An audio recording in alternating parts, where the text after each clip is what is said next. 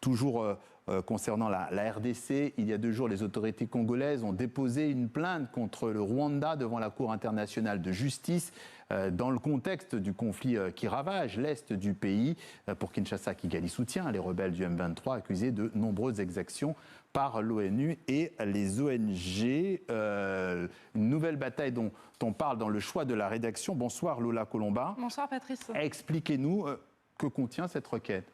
Eh bien, selon le communiqué de la Cour internationale de justice, le différend concerne des exactions commises depuis 1996 jusqu'à aujourd'hui.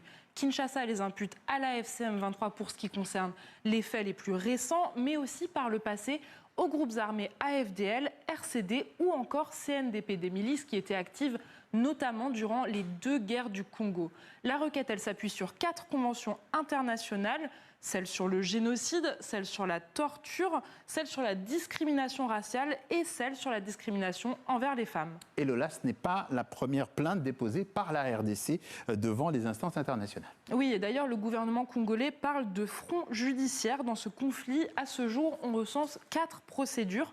Celle-ci donc devant la Cour internationale de justice, mais aussi celle devant la Cour pénale internationale qui avait été saisie dès mai 2023, celle devant la Cour de justice des États d'Afrique de l'Est déposée en août 2024, et enfin une action devant la Cour africaine des droits de l'homme et des peuples, une juridiction de l'Union africaine qui s'est déclarée compétente pour juger le Rwanda.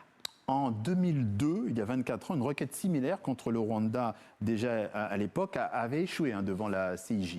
Et oui, parce qu'à l'époque, le Rwanda ne souscrivait pas à certaines conventions invoquées, celle sur la torture par exemple, et cela bloquait donc la compétence de la CIJ en la matière. Mais entre-temps, Kigali a ratifié ou levé ses réserves sur l'ensemble de ces traités.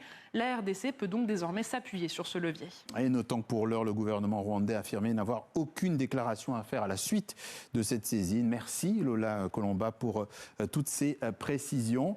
Pas de déclaration, mais quand même cette prise de parole du président rwandais Paul Kagame qui soutient que le monde entier s'est ligué contre le Rwanda. Nous serons toujours en avance sur ceux qui nous veulent du mal. Un ton martial adopté lors d'une réunion de l'Unity Club, une organisation dirigée par Jeannette Kagame, la première dame du pays. Le président Kagame a également glissé une critique à peine voilée à l'adresse de ceux qui ont, selon ses termes, accordé le libre passage à des mercenaires venus combattre son pays.